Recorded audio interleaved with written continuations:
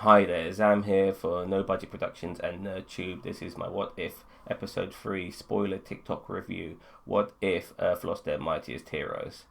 So, in a special magical week in the MCU, we have Iron Man 2, Thor 1, and the Incredible Hulk.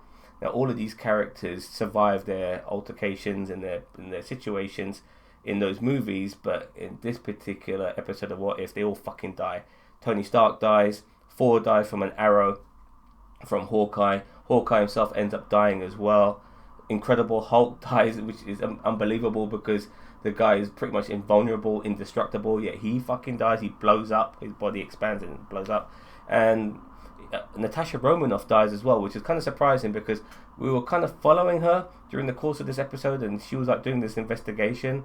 So we never thought she was going to die. Maybe she was going to uncover certain things. And she does uncover things, but it's all a little bit cryptic at the time. But she dies too. Nick Fury is in charge of everything, obviously, being part of S.H.I.E.L.D. So he's wondering what the fuck is going on, who's killing all these Avengers. He still has his right-hand man in Coulson, helping him with this investigation. But we also have Loki coming down from Asgard too, demanding resolution and satisfaction because his brother is dead. Now, it does make you feel, knowing who Loki is, that he's probably the one doing all the fucking killing. But during the course of the investigation, especially with what Natasha Romanoff found out, we find out who the real killer is. Because you see, in this episode of What If, what had changed was the death of Hope Van Dyne, Hank Pym's daughter. With her being dead and Hank's wife, Janet, not being discovered or found, or her constantly shrinking and shit, Hank Pym goes over the edge. He loses his fucking mind. And with the yellow jacket suit on, he was the one who's bumping off all the fucking Avengers.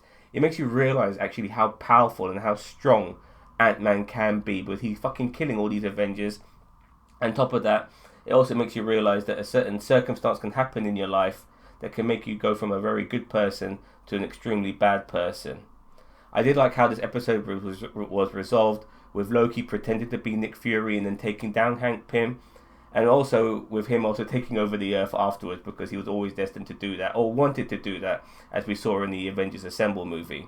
But there was a sort of happy ending with Nick Fury uncovering Captain America in the ice and also calling up Captain Marvel with his beeper. And it made me realise I really want to see more of what's going to be happening after this particular moment. Just like how we ended with episode 2 with Ego, I wanted to see fucking more.